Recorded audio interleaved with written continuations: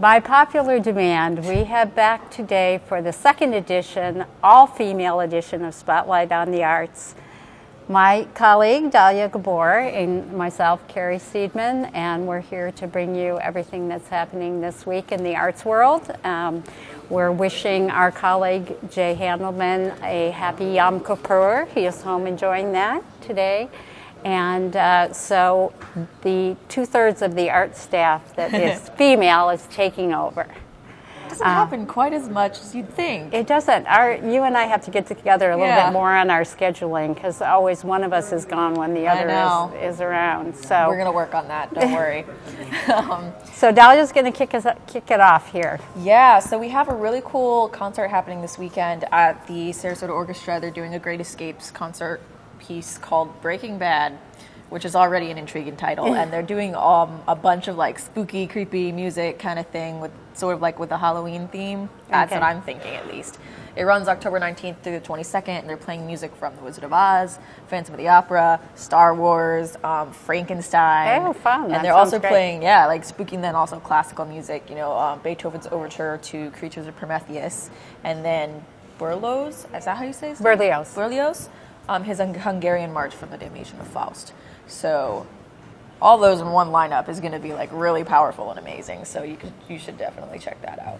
That sounds great. Yeah. And of course this week is what we kind of consider the official kickoff of the art season in Sarasota with the Ringling International Arts Festival, which is now in its 12th year? I can't even remember. But anyway, they always bring in fantastic people from all around the world, and it opens tonight, Thursday night, you have a choice of 3 of the different performing artists that are coming in. There is Doug Elkins, which is a dance performance. They'll be doing a deconstruction of Othello to Motown music, which really sounds great.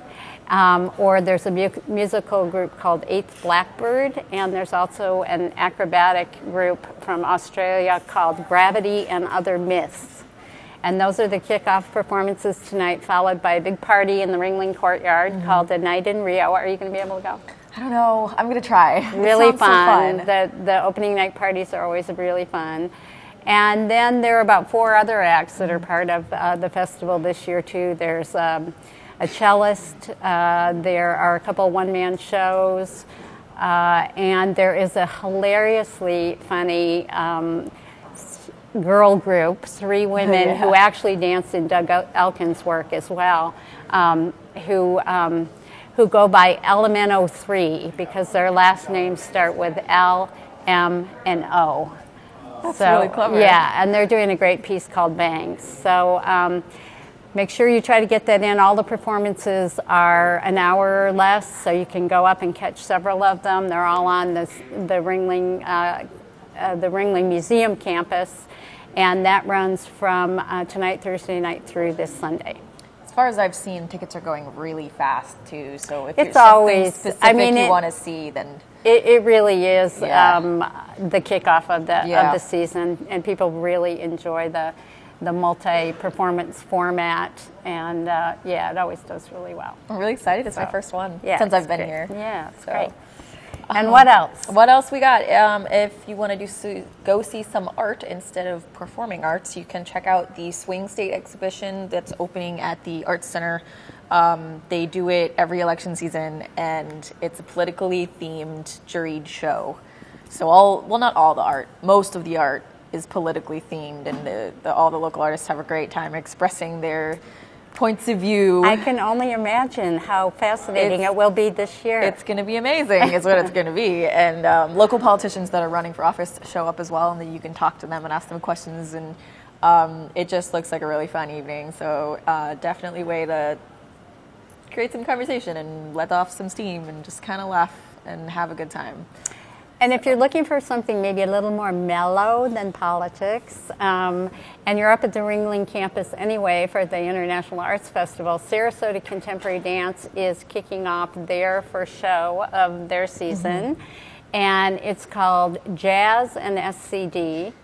And they will be doing it's about an hour-long performance, so it fits in with the Ringling format, and it's it's all dance to jazz standards, played live on stage by a group called BE Jazz, which is headed by none other than Shane Chalk, who's the head of the board of directors of Sarasota Contemporary Dance.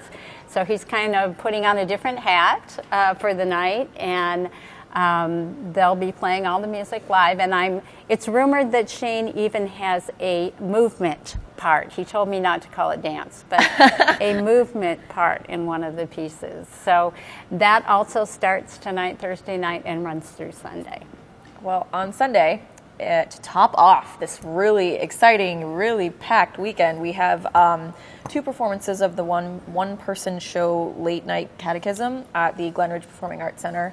It's described as a comical / nostalgic look back at the Catholic school upbringing and the classroom and all of that. Are people really nostalgic about Catholic school? I guess some Sorry. of them are. Oops. Just go right over that comment. It's comedic as well, and has some kind of audience participation, I believe.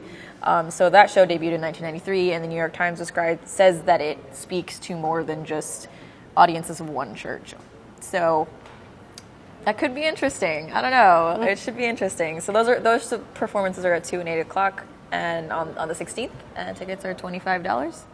So that about wraps up the weekend. No. We had the Perlman Music. That's right. The Perlman Music program has their kickoff, and they're bringing in 4 of the alumni from their winter residency. They're all very acclaimed artists, but that have played individually, but now they're going to be doing a performance together. I think there's 2 violinists and a violist and a cellist. And they are doing 1 performance this evening, Thursday evening, at the Car Museum, which seems like an odd place, but, Could be interesting. Could be Maybe different. Good acoustics.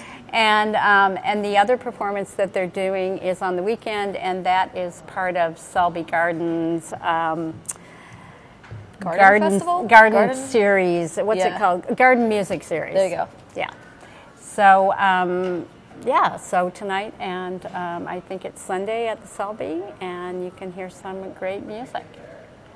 So much going on. I don't even know how to choose. Oh, this is only the beginning, dear. Oh!